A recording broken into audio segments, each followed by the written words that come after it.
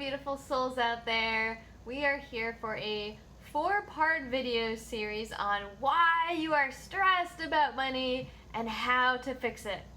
Today we are in video 3. So to give you a real quick recap, video 1 was about acknowledging your baggage and your history with money. Video 2 was about forgiveness and seeing who or what you need to forgive so that you can stop living in the past and live right here, right now, in the present. And now we are here for number 3 today, which is all about how to cultivate some love and romance in your relationship with money. And to set the mood, I've got this spicy cinnamon candle here flickering away. So love and romance in our relationship with money. What the heck does that mean? Well, think about how we talk about money in our society. We say things like, money is the root of all evil, more money, more problems, or just the constant everyday chatter of saying, I'm broke and I can't afford that, and I'm slaving away at this job and they're never going to appreciate me and I'm never going to get a raise, and all these horrible things that we say. That's not sexy, is it? It doesn't feel good.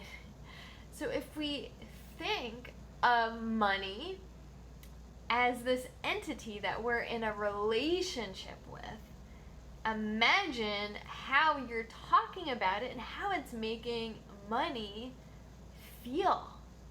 Like, imagine if someone that you were in a relationship with was saying things like that about you. The more you, the more problems. I mean, that's horrible, right? That's horrifying. Who would want a relationship like that? So we really want to think about how we can treat money with love and respect so that we can really have this beautiful, solid relationship that we can feel good about. All right. So what do we do? The first thing that came to my mind, since we're talking about sexiness and romance, you could lay naked on your bed in a pile of money and roll around with it. Hey, that might be your thing, and that's one way to do it. I'm sure that would feel awesome. What I typically talk about is noticing our thoughts and the words that are coming out of our mouths, and thinking about how we can transform that into words that are more loving, but also believable and supportive of the path that we're on. So some of the examples I gave, I'll talk about how we can transform those. So if you're going around saying, I'm broke, I've been there, I've done that.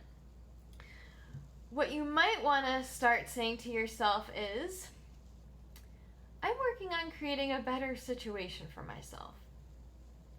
Now it's believable, right? It's a step up. It's not like, I'm a millionaire, I'm not broke, I've got $1 million in the bank. That would feel not real at all, like you're lying to yourself, so you would just brush it off. So that's what we want to avoid. We want it to be something that feels within reach. It's just one little step up, okay? So if you're saying I'm broke, catch yourself when you start to say that and just gently rephrase it to, I'm creating a better situation for myself. Another example, I can't afford it. I still do this one all the time. It's just like, it's programmed in there, right? Can't afford it, can't afford that, way too expensive. Okay. What you can change that into is, I'm willing to make this a possibility for myself. Or I'd like to see how I can make that a possibility for myself. So instead of just completely shutting the door on it, instead of saying, no, I can't have that, that's out of reach, well, let's see how we can make that within our reach. So we're opening the possibility. We don't know how, but we're willing to see. And then the last example is, if you're in this job and you feel like no one's appreciating what you're doing and you're never going to get a raise, I've been there too. These are all my examples. Start thinking about how you appreciate the work that you're doing and say to yourself, you know what? I put a lot into this job. I'm doing a really great job and I deserve better opportunities, or I deserve more money. You can't necessarily control what someone else is willing to give you, or what someone else thinks you're deserving of, but you control 100% what you think you are deserving of. So start with that. Start believing and feeling into your deservability and appreciating everything that you bring to the table. I want to share one last thing. What I've done in the past sometimes is take some fun little thoughts and turn it into a little jingle.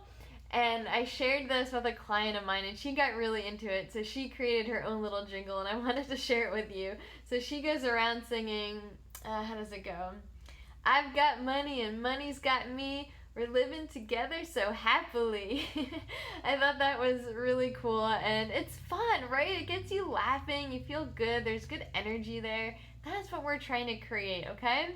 We want to create this love, romance, respect, and even some fun and some sexiness. So if you feel that you're having a lot of these thoughts, let me know. Let me know what thoughts you're struggling with. Maybe I can help you come up with a new, more empowering way to relate to money. So drop a comment below if this was really helpful. I'd love to hear what's on your mind. And stay tuned next week for the last video in this series.